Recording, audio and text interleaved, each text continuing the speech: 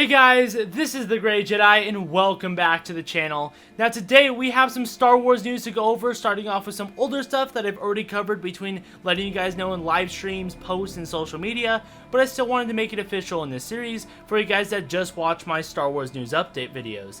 With that said, if you are new to the channel and like to be caught up on everything Star Wars, be sure to subscribe and hit that notification bell so you never miss a video. Now let's get right into it. Starting off with Star Wars Squadrons, they have received some new free cosmetics honoring the original trilogy. So it looks like they got the probe droid, Han Solo's dice, and some sabacc cards. So for all you Star Wars Squadrons players out there, hope you enjoy that. Now a quick recap on the EA earnings call that I did a live stream and post on.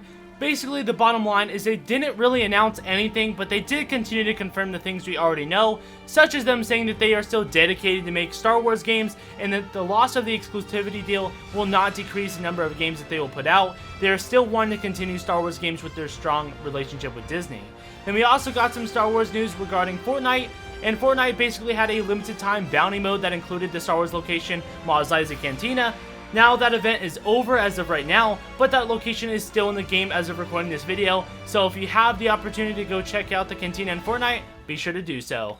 Now moving on to the original Star Wars Battlefront 2, there was a recent patch that tried to improve some little things and add controller support, which I'm all for, but the Battlefront 2 curse has spread to the point where the patch broke the game for most people. I say the Battlefront 2 curse because if you guys didn't already know, each time EA would put out a patch or update in Star Wars Battlefront 2 in 2017, there would be some type of bug and would even break the game sometimes. So I just thought it was kind of interesting that they decided to update the original Battlefront 2 and then they broke that. But since the game did break for most people, they reverted that patch and now it's actually playable. So if you're wanting to play the original Battlefront 2, it should be good again. Now before moving on to the big news, I did want to bring up that Gina Carano did get fired from Lucasfilm, which may impact The Mandalorian. Now I'm not going to give my thoughts on this because I really don't want to get into all the drama. I just want to leave all that out of it because people come to Star Wars to get away from all that worldly crap, and it just kind of sucks when the people behind Star Wars just try and shove it in our face. So the bottom line is that I just want to let you guys know the information because it will most likely impact The Mandalorian show in one way or another.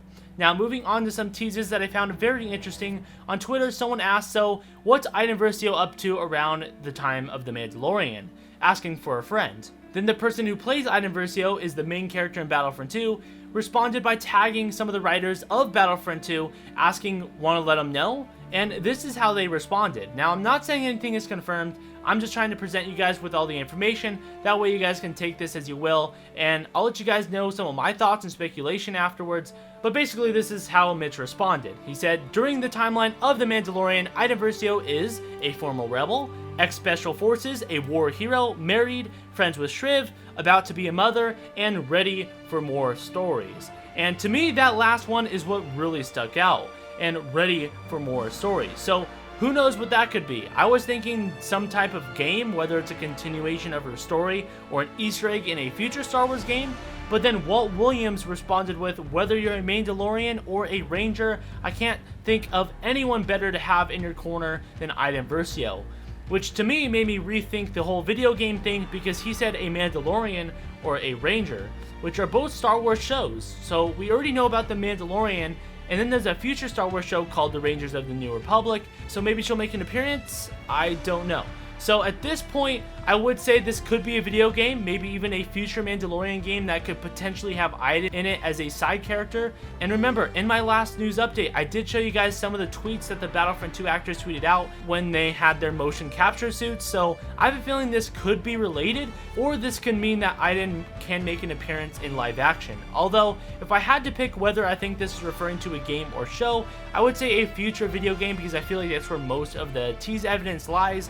But it's like I said, it's all just teases and speculation, nothing is confirmed, but it is interesting nonetheless. Then move on to some of the bigger news that is sad, at least it is for me, is that EA is removing a lot of Star Wars games from EA Access, and I don't know about you guys, but that's literally the whole reason why I buy it. I paid for the year subscription, which is about $30, and now they're taking a lot of those Star Wars games away. Like you guys know, I've been streaming those Star Wars games on Friday, and now I can't. I was trying to get ready for the Skywalker Saga, and now they took away games like LEGO Star Wars The Clone Wars, LEGO Star Wars The Complete Saga, Star Wars Empire at War, Knights of the Old Republic, Knights of the Old Republic 2, Rebel Assault 1 and 2, 3 X-Wings and TIE Fighter games, as well as Force Unleashed, which definitely sucks. I'm not sure why they're doing this, but I really hope they would at least communicate to us. That way I can see their point of view of this, because I really don't see how this would help them. But the more I thought about it and did some research, there has been a lot of leaks that say many of these games will be making a return on the newer consoles, such as the Nintendo Switch. And I know I've covered the KOTOR leaks, but there's even more for like Republic Commando and even other Star Wars games as well. So if this is one of their ways to make you buy it on another console in order to play it, that's pretty sad. It wouldn't really surprise me, but to be honest, I don't really see any other reason why they would take off the games. I just want them to have some type of communication. That way we know where they're coming from, and that way we know why the games are just being taken off, because it really doesn't make sense to be taking off all these Star Wars games just because, you know what I mean?